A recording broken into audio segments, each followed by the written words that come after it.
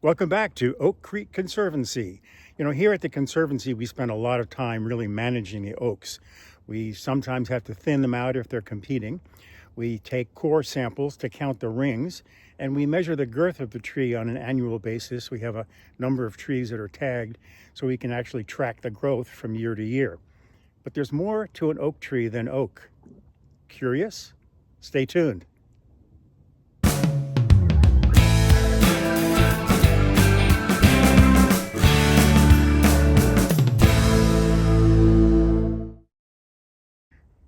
Let's use oak tree number 32. This is one of the tagged trees. Every year we'll measure the circumference to check on the growth.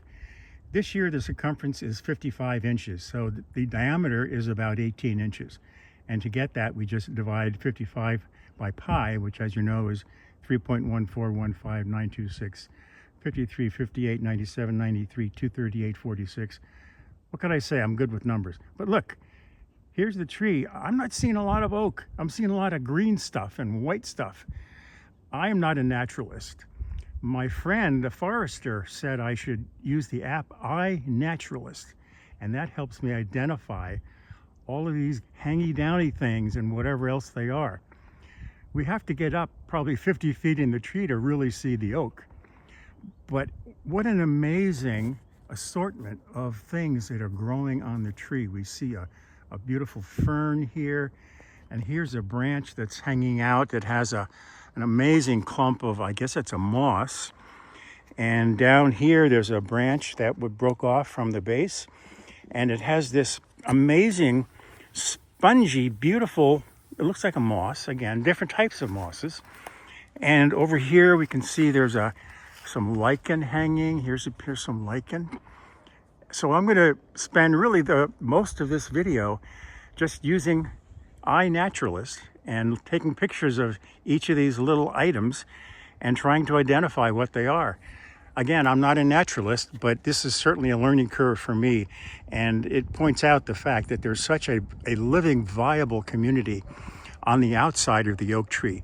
And certainly at different times of the year, the tree will have a lot of birds on it, kind of picking away at the mosses because of the bugs underneath.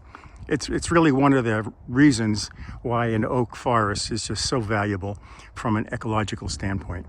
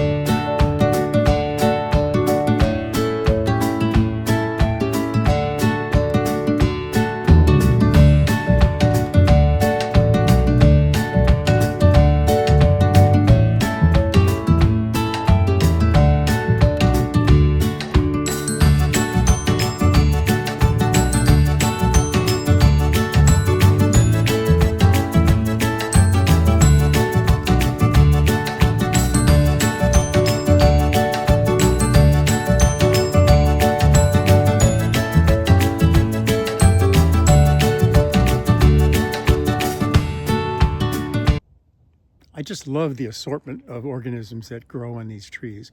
It's really a community, and I call it a community. These communities may be over 100 years old, or maybe even older than that, depending on the age of the tree, the history of fire, etc.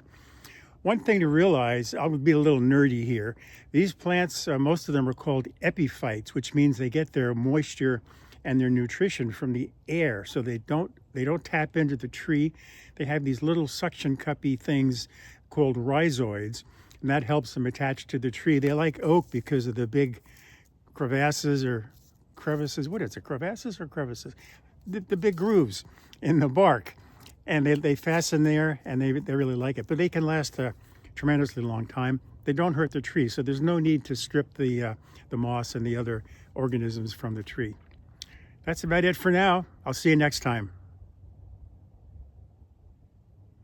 I liked it.